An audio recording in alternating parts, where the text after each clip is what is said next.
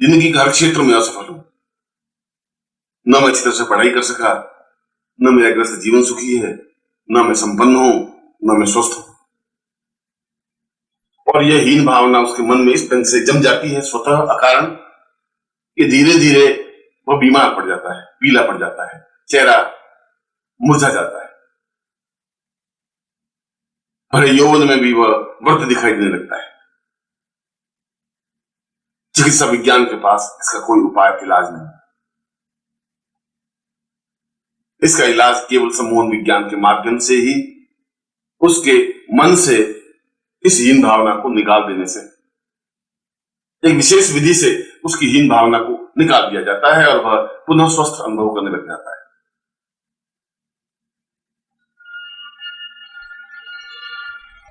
यह तो एक प्रकार हुआ, मगर इसके रचनात्मक उपाय भी है, सम्मोहन विज्ञान के लाभ भी। यदि पति पत्नी में झगड़ा हो जाता है, मतभेद हो जाते हैं, तनाव हो जाता है, और यदि पति के मन में पत्नी के प्रति घृणा सी आ जाती है, तो पति को सम्मोहित करके उसके मन से घृणा का भाव समाप्त किया जा सकता है। और जब उसके मन से घृणा का भाव समाप्त हो जाएगा, तो अपने आप पत्नी के प्रति प्रेम भी स्थापित हो जाएगा, अटैचमेंट भी बन जाएगा, और वापस उनका गृहस्थ जीवन सुखमय बन सकेगा। कई पुरुषों को हर समय यह तनाव रहता है कि मेरी पत्नी दुष्चरित्र है, किसी और से प्रेम कर रही है। यह बात अपनी पत्नी को तो नहीं कह पाता, पर उसके मन में बराबर ये तनाव बना रहता है।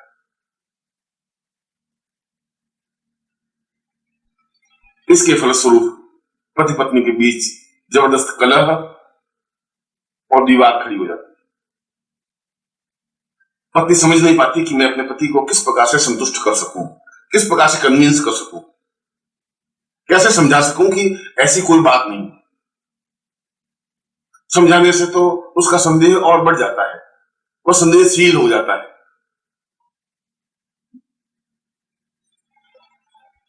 इससे कई गृहस्थ घर टूट गए, बिखर गए। इस समस्या का समाधान भी सम्मोहन विज्ञान के माध्यम से ही हो सकता है। और कई स्त्रियों को भी यह तनाव, यह आशंका बनी रहती है कि उसका पति दुष्चरित्र है, ऑफिस से 2 घंटे लेट आता है तो जरूर कोई कारण है, 4 दिन बाहर जाता है तो कोई कोई कारण है, या जरूर किसी ने साथ इसका प्रेम है, और वो पत्नी कुछ कह नहीं पाती, अंदर के अंदर घुटती रहती है, तनावग्रस्त रहती है, उलझन से भरी रहती है, और धीरे धीरे उसका वैवाहिक जीवन दुखमय हो जाता है, तनावग्रस्त हो जाता है। इस समस्या का समाधान भी सम्मोहन विज्ञान के पास ही है। यदि कोई युवक या युवती परस्पर प्रेम कर रहे हैं और अत्यंत प्रेम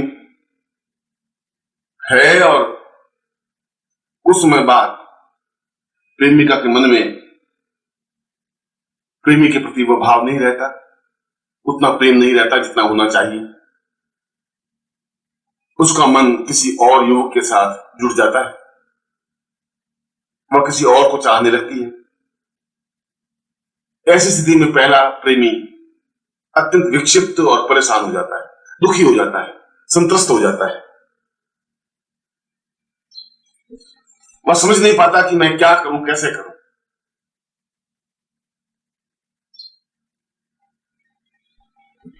ऐसी स्थिति में भी सम्मोहन विज्ञान ही सहायता कर सकता है।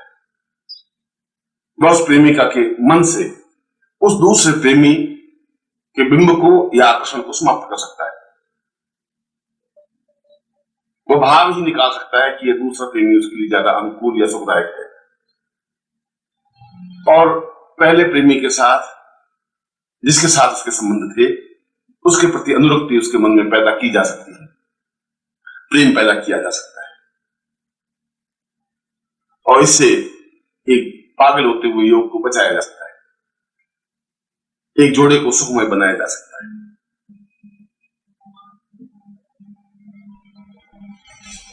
चिकित्सा विज्ञान के क्षेत्र में भी सम्मोहन विज्ञान कार्य कर रहा है। किसी व्यक्ति को सम्मोहित कर उसका कठिन से कठिन ऑपरेशन किया जा सकता है, बिना किसी प्रकार की बेहोशी की दवा दिए हुए, बिना बेहोश किए केवल सम्मोहन कर उसका 2 घंटे 4 घंटे ऑपरेशन कर सकता है, और उसे भान ही नहीं रहता कि मेरा ऑपरेशन किया जा रहा है या मेरा शरीर चीर फाड़ हो रहा है या उसको चीरा जा रहा है या काटा जा रहा है। इससे शरीर के अंगों पर जो दूषित प्रभाव बेहोशी की दवा से होने की संभावनाएं हैं वे दूर हो जाती हैं।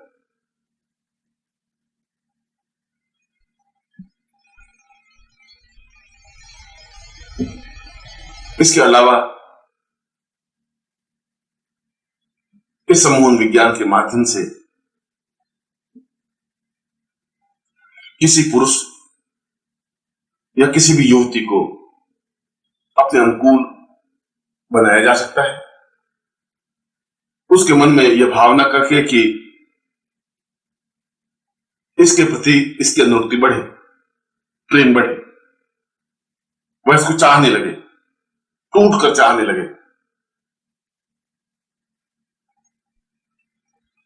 उसके प्रति उसके मन में एक आकर्षण पैदा किया जा सकता है, एक सम्मोहन पैदा किया जा सकता है। कठोर से कठोर हृदय के पुरुष को भी इस सम्मोहन विज्ञान के माध्यम से अपने अनुकूल बनाया जा सकता है। कठोर हृदय वाली स्त्री को भी इस सम्मोहन विज्ञान के माध्यम से अपने अनुकूल बनाया जा सकता है और जीवन भर अपने अनुकूल रखा जा सकता है। उससे मनचाहा कार्य संपन्न करवाया जा सकता है।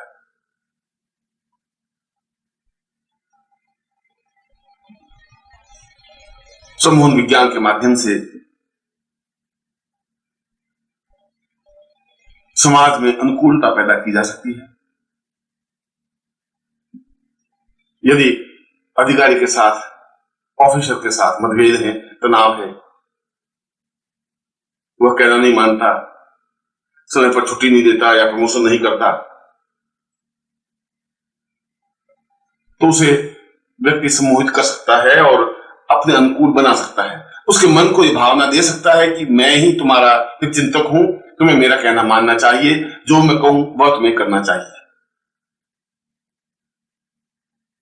और ऐसी भावना देने के बाद वह व्यक्ति अनुभव करेगा कि उस ऑफिसर का रवैया ही बदल गया है, वह उसे चाहने लगा है, उसकी प्रत्येक बात मानने लगा है।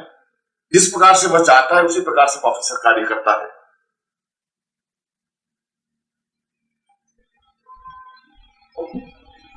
व्यापार के क्षेत्र में तो सम्मोहन विज्ञान की अनंत संभावनाएं हैं, क्योंकि उसमें तो हर समय बातचीत के माध्यम से लेन देन किया जाता है, टेंडर लिया जा सकता है, ठेका लिया जा सकता है, एजेंसी ली जा सकती है, अपने अनुकूल निर्णय करवाए जा सकते हैं, मीटिंग में वातावरण अपने अनुकूल बनाया जा सकता है।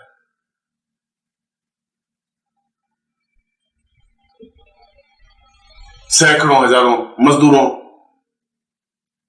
पर सम्मोहन करके उन्हें हड़ताल से बचाया जा सकता है। उनमें ऐसी भावना दी जा सकती है कि यह कारखाना, यह मिल हमारी खुद की संपत्ति है, इसको आग नहीं लगाना है या हड़ताल नहीं करनी है, और मजदूर बिल्कुल आज्ञाकारी व्यक्ति की तरह कार्य करते रहेंगे।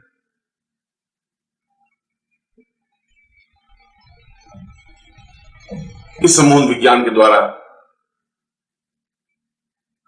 यदि किसी व्यक्ति को शराब का व्यसन है, बहुत ज्यादा शराब पीने लगा है, अपने जीवन को खोखला बना रहा है,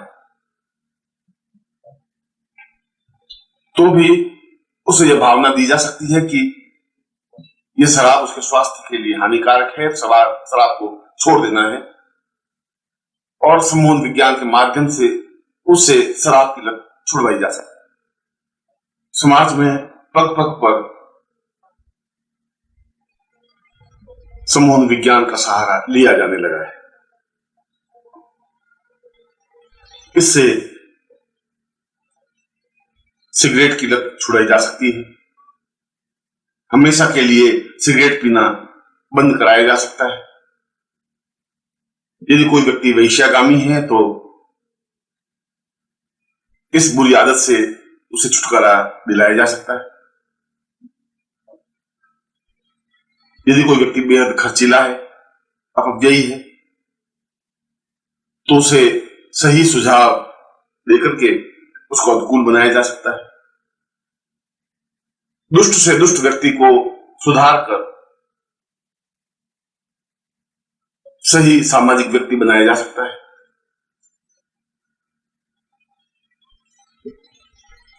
और किसी भी प्रकार से जीवन में अनुकूलता प्राप्त करने के लिए सम्मोहन विज्ञान का सहारा लिया जा सकता है। यही नहीं, अपितु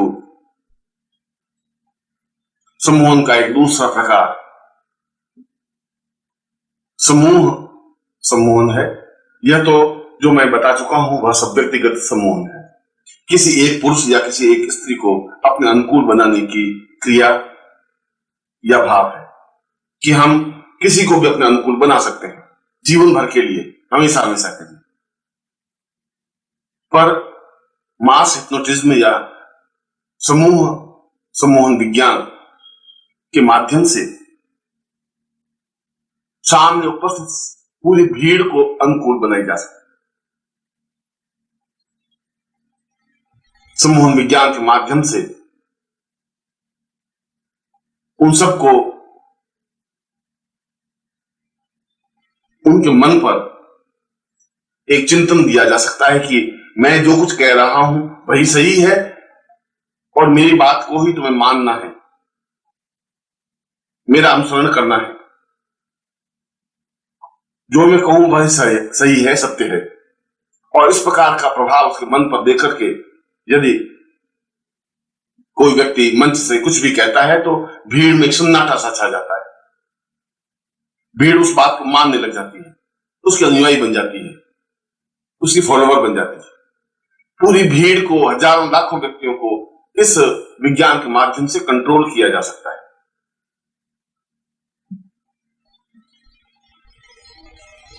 मजदूरों को अनुकूल बनाया जा सकता है, ग्राहकों को आकर्षित किया जा सकता है।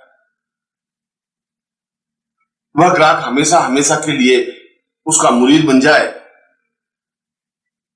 ऐसा किया जा सकता है। इस मास हिप्नोटिज्म या समूह हिप्नोटिज्म के द्वारा यदि एक सफल व्यवसायी हजारों लोगों के बीच समूह हिप्नोटिज्म करके कहता है कि मेरा ब्रांड ही सबसे उत्तम है और तुम्हें इसी का उपयोग करना है, और फिर उसका हिप्नोटिज्म तोड़ देता है, तो उन भीड़ में से प्रत्येक व्यक्ति के मन पर एक ही भाव स्थापित हो जाता है कि अमुक ब्रांड ही उत्तम है और वे उनका ही उपयोग करने लग जाते हैं।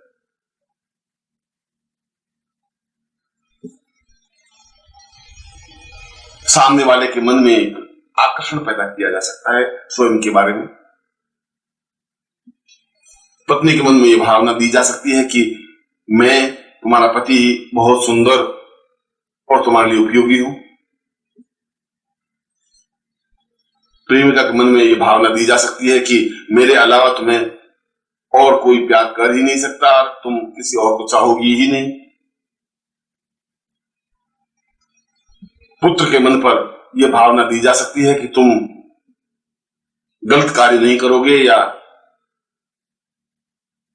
हड़ताल में भाग नहीं लोगे या पढ़ाई में ध्यान दोगे या प्रेम के चक्कर में नहीं पड़ोगे। कोई लड़की किसी पर पुरुष या दूसरे जाति के किसी पुरुष से प्रेम करने लगी है और घर में समझाने बुझाने से भी सही रास्ते पर नहीं आ रही है,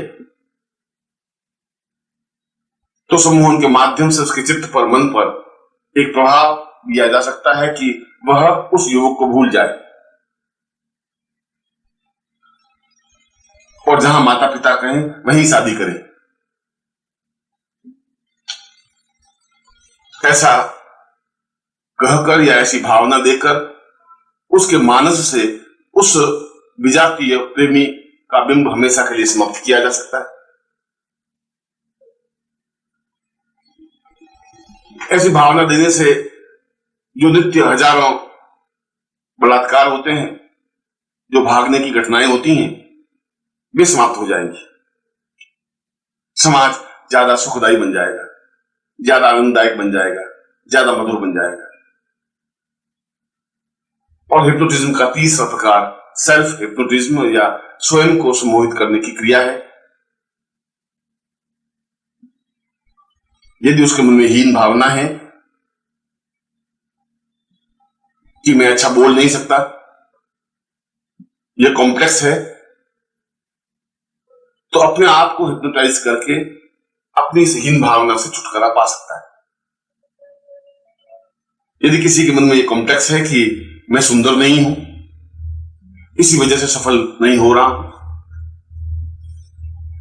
तो अपने आप को सम्मोहित करके अपनी इस हीन भावना से छुटकारा पा सकता है। या स्वयं शराब पीने वाला है, या सिगरेट पीने वाला है, या व्यसनी है, या दुर्गुण से ग्रस्त है, और प्रयत्न करने पर भी उस दुर्गुण से छुटकारा नहीं मिल रहा है, तो व्यक्ति अपने आप को सम्मोहित करके अपनी बुरी आदतों को दूर कर सकता है, उससे छुटकारा पा सकता है।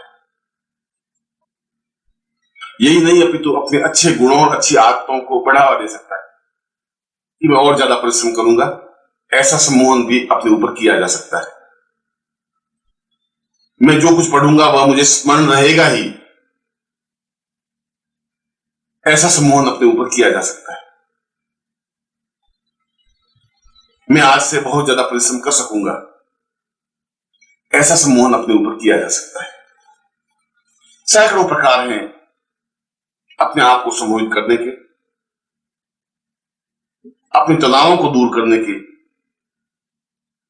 अपनी समस्याओं से छुटकारा पाने के, जीवन को ज्यादा सुखमय बनाने के, आनंददायक बनाने के।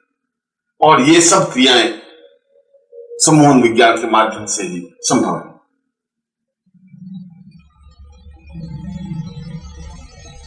प्रश्न उठता है कि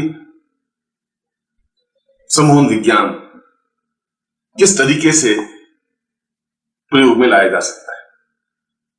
जैसा कि मैंने बताया कि ये सारी क्रियाएं हमारे मन से संचालित होती हैं,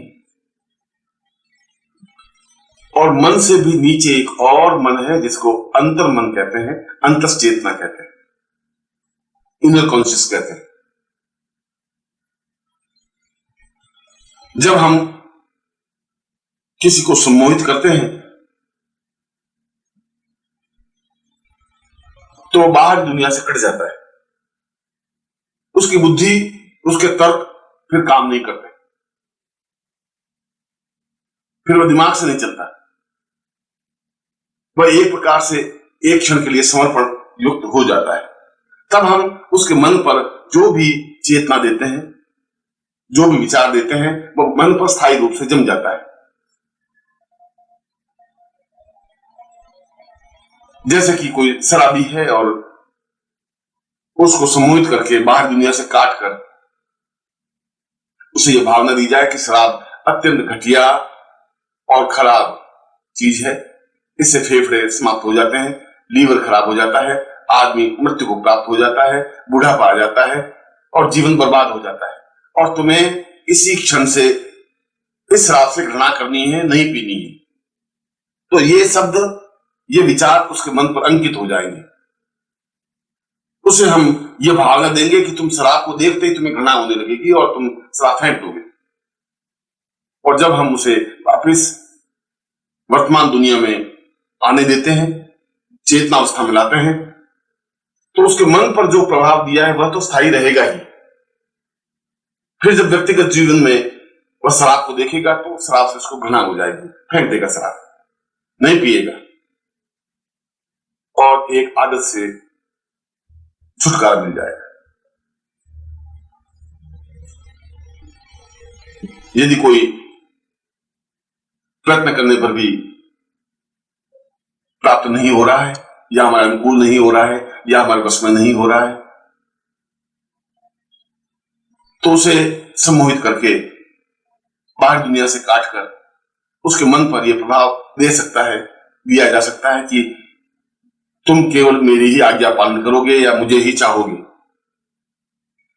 जो मैं कहूंगी तुम्हें वही कार्य करना है। और फिर जब उसे चेतनावस्था में लाया जाता है, ओम परम तत्वाय नारायणाय गुरुभ्यो नमः। ओम ह्रीं मम प्राण देह रोम प्रतिरोम चैतन्य जाग्रय ह्रीं ओम नमः। ओम भूर्भुवः स्वः तत्सवितुर्वरेण्यं भर्गो देवस्य धीमहि धियो यो नः प्रचोदयात्।